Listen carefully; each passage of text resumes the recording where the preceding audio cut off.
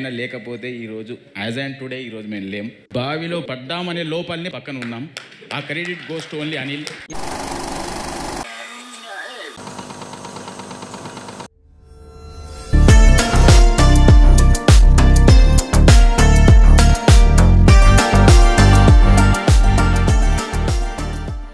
Cinema కళలో ఉండే సామ్రాజ్యాన్ని కళ్ళ ముందు చూపించే గొప్ప మ్యాజిక్. సినిమా అంటేనే పూర్తిగా బిజినెస్ కోణంలో ఆలోచన చేసే ఒక సబ్జెక్ట్. సినిమాని నమ్ముకొని బయట కోట్ల మంది బ్రతుకుతున్నారు. సినిమా లేకపోతే ఆ కోట్ల మందికి తిండి లేదు. రీసెంట్ గా సంక్రాంతికి రిలీజ్ అయిన 3 పెద్ద సినిమాలలో గుండె బద్దలైన రేంజ్ లో నష్టాన్ని మిగిల్చిన మూవీ గేమ్ చేంజర్. ఈ మూవీ బడ్జెట్ 350 కోట్లు. ఇప్పటికే ఈ మూవీ వరల్డ్ వైడ్ గా 186 కోట్లను మాత్రమే వసూలు చేసింది.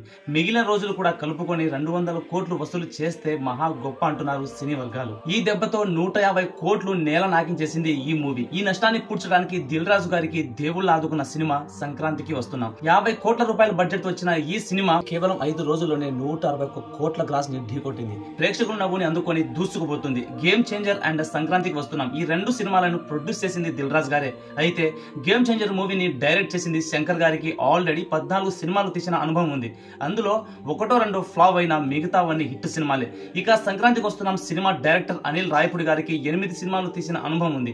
అయితే ఈ 8 సినిమాలు హిట్ సినిమాలే. అయితే శంకర్ గారి మీద అనిల్ గారు గెలవడం ఇది రెండోసారి. గతంలో ఐ సినిమాతో పోలిస్తే పటాస్ బ్లాక్ బస్టర్ అయింది. ఇప్పుడు గేమ్ చేంజర్ తో పోలిస్తే సంక్రాంతికి వస్తున్నాం అనే మూవీ బ్లాక్ బస్టర్ అయింది. ఒక పెద్ద డైరెక్టర్ మీద చిన్న డైరెక్టర్ గెలవడం అంటే అది మామూలు విషయం అయితే కాదు.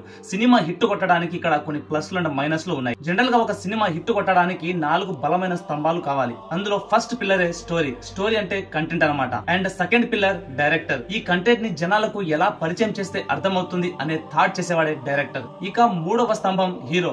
మూవీ స్టార్టింగ్ నుంచి ఎండింగ్ వరకు ఆ స్టోరీకి సూటబుల్ గా నటించి ఆడియన్స్ ని ఆకట్టుకునే విధంగా తన ఈగోని పక్కన పెట్టి ఆ పాత్రకి 100% న్యాయం చేయాలి. And 4th pillar producer. ఖర్చుకు వెనకాడకుండా మూవీకి కావాల్సిన మెటీరియల్స్ మొదలగు అన్ని అందుబాటులో సమకూర్చాలి. అలా 1000 మంది కలిసి కష్టపడితేనే సినిమా రెడీ అవుతుంది. అలా రెడీ అయిన సినిమా హిట్ కొట్టాలంటే దానికి పూర్తి బాధ్యత డైరెక్టర్దే. ఈ కేటగిరీలో సినిమా హిట్ కొట్టడానికి అనిల్ గారు వెళ్లే రూటే వేరు. ఆయన మెయిన్ గా ఫాలో అయ్యేది జానర్. ఈయన ఎక్కువగా ఫ్యామిలీ ఎంటర్టైన్మెంట్ జానర్ ని ఎంచుకుంటారు. అండ్ ఆ స్టోరీ స్టార్టింగ్ నుంచి mass and class comedy commercial entertainment తగ్గట్టు సీన్స్ ని రాసుకుంటాడు. వీటికి తోడు ఆయన కామెడీ రాసే మాటలు ఆ డైలాగ్ డెలివరీ ప్రేక్షకుల్ని బాగా అలరిస్తుంది. స్టోరీ కాస్త వీక్ గా ఉంటే అందులో ఎంటర్టైన్మెంట్ మసాలా ఫుల్ గా నింపేస్తాడు. స్టోరీ కాస్త అటు ఇటు అయినప్పుడు ఎమోషనల్ బాండింగ్ ని టచ్ చేస్తాడు. అండ్ అనిల్ రావిపూడి గారు ఇప్పుడు దాకా చేసిన ప్రతి ఒక్క సినిమాలో ఆయన ఏదో ఒక యాసని క్రియేట్ చేస్తుంటారు.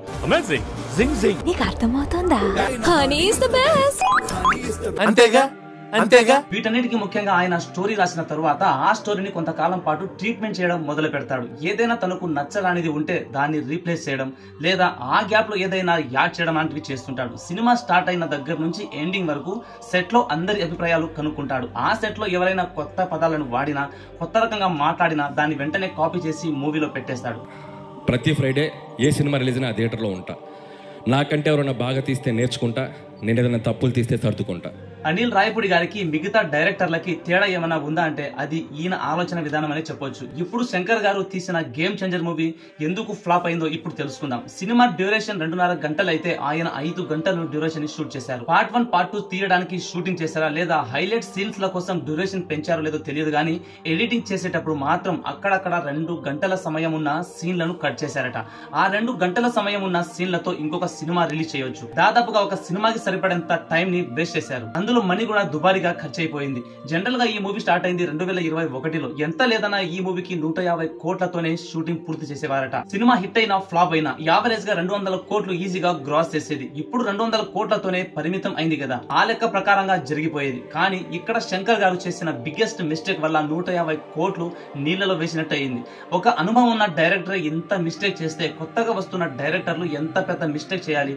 అసలు శంకర్ గారు ఇలాంటి బిగ్గెస్ట్ మిస్టేక్ చేస్తారని ఎవ్వరు ఊహించి ఉండరు. శంకర్ గారి సినిమా అంటే ఫస్ట్ షో టికెట్లు బుక్ చేయాల్సిందే. సినిమా థియేటర్ నుంచి వెళ్ళక ముందే ఆ సినిమాని 2 times చూసే విధంగా ఉంటుంది శంకర్ గారి డైరెక్షన్. ఆ రేంజ్ డైరెక్టర్ ఈ రోజు ఈ రేంజ్ కి పడిపోవడానికి ఆయనే కారణమయ్యాడు. మీకు తెలుసో లేదో రాజమౌళి గారికి శంకర్ గారికి సినిమా తీయడంలో సమానమైన ర్యాంకింగ్ ఉండేది.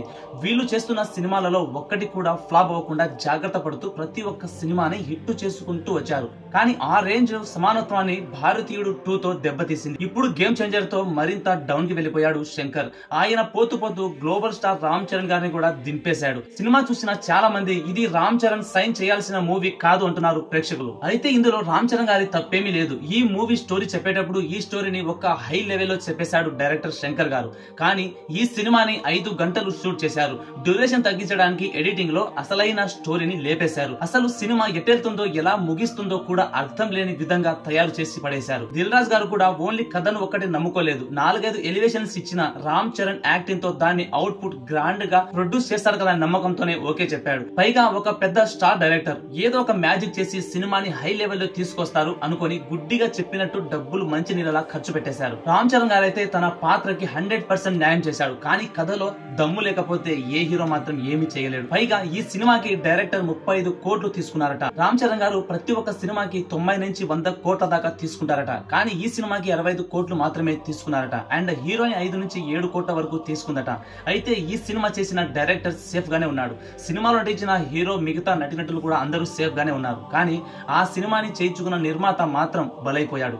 ఇక నిర్మాతలకు బావినే దిక్కు అనుకున్న టైంలో వచ్చిందండి సంక్రాంతికి వస్తున్నామనే ఆయన లేకపోతే ఈ రోజు యాజ్ అండ్ టుడే ఈ రోజు మేము లేం. బావిలో పడ్డామనే లోపల్ని పక్కన ఉన్నాం. ఆ credit goes to only Anil. 50 కోట్ల బడ్జెట్ తో వచ్చిన ఈ సినిమా స్టార్ల రెమ్యునరేషన్ మొత్తం 30 కోట్లు పోగా కేవలం 20 కోట్లతోనే ఈ సినిమాని పూర్తి చేశారు. ఇప్పుడు ఈ సినిమా దాదాపుగా 200 కోట్లకు పైగా వసూలు చేస్తుందని సినీ వర్గాలు అంచనా వేస్తున్నారు.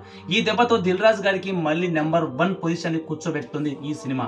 ఈ క్రెడిట్ అంతా డైరెక్టర్ దే. అయితే అనిల్ రావిపూడి గారి నెక్స్ట్ సినిమా చిరంజీవి గారితోనే అని టాక్ వినిపిస్తుంది. ఒకవేళ అదే కనుక జరిగితే ఇక అనిల్ రావిపూడి గారు ఒక రేంజ్ లో ఉండడం ఖాయం. సినిమా చిన్నదా పెద్దదా అనే విషయం పక్కన పెడితే డైరెక్టర్ లో టాలెంట్ ఉందా లేదా అనే విషయాన్ని గ్రహించాలి. నిర్మాత దిల్ రాజు గారు అది గ్రహించారు కాబట్టి ఈ రోజు అనిల్ రావిపూడి గారిని వాళ్ళ కాంపౌండ్ లోనే ఉంచుకున్నాడు. వేరే కాంపౌండ్ కి అనిల్ రావిపూడి వెళ్ళిందే లేదు. మరోపక్క సంక్రాంతికి వస్తున్నాం అనే మూవీకి సీక్వెల్ గా మరో మూవీ తీయాలనుకుంటారట. అనిల్ రావిపూడి గారు ఇలాంటి మంచి మంచి కంటెంట్లు చేసుకుంటూ ప్రజల్ని నవ్వుకుంటూ ఆయన జర్నీ చాలా సాఫీగా సాగాలని మనమైతే కోరుకుందాం. ఇక శంకర్ గారి విషయానికి వస్తే ఆయన టాలెంట్ ని ఉపయోగించి మరోసారి మంచి సినిమాలు తీసి ఆయన రేంజ్ ఏంటో చూపిస్తాడో, ఇలాంటివి సినిమాలు మళ్ళీ మళ్ళీ తీసి ఆయన గ్రౌండ్ లోకి వెళ్ళిపోతాడో అది ఆయన మీద ఆధారపడి ఉంది. యాజ్ ఇట్ ఈస్ టాలెంట్ ఎవరి సొత్తు కాదు అనే లైన్ లో ఫాలో అవుతున్నాడు Anil Ravipudi director. So guys total గా ఈ వీడియోలో మీకు సినిమా గురించి, సినిమా కష్టాల గురించి, డైరెక్టర్ల ప్రెజర్ గురించి ఏదైనా అనిపిస్తే ఎవరి అభిప్రాయాలు వాళ్ళు కామెంట్ లో తెలపండి. అండ్ ఈ వీడియోలో ఇచ్చిన ఇన్ఫర్మేషన్ మీకు వర్త్ అనిపిస్తే ఛానల్ ని సబ్స్క్రైబ్ చేసుకొని పక్కన ఉన్న గంట సింబల్ ని ఆన్ చేసుకోండి. వీడియో పూర్తిగా చూసినందుకు అందరికీ థ్యాంక్స్. ఇంకొక మంచి ఎపిసోడ్ తో మీ ముందుకు వచ్చేసాను. అంతవరకు సెలవు. బాబాయ్. Have a nice day. Next video మంచిది.